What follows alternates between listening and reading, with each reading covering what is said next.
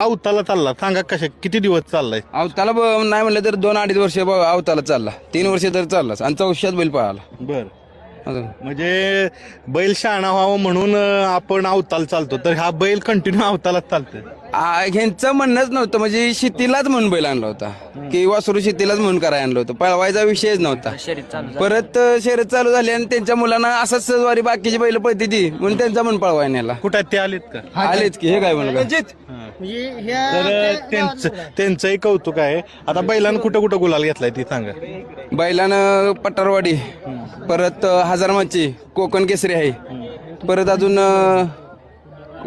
पठारवाडी, पाटण, हजारमाची म्हणजे घेतलेत, गुलाल घेतलेत. बर आता गुलाल घेतला, पण काय असतं ज्यावेळेस बैल पळतो त्यावेळेस काय असतं पायऱ्याचं नियोजन. तुम्हाला पायरं काय व्हायचं पायऱ्याच्या बाजूला? पैर आम्हाला म्हणजे समधी वासरवालीच मागते ती, आणि बैल मोठं पैर झाले तर असं आम्ही चांगलं गुलाल म्हणजे करू शकतो गुलाल काय गुलाल. आता पण आज तांब्याचं एवढं मोठं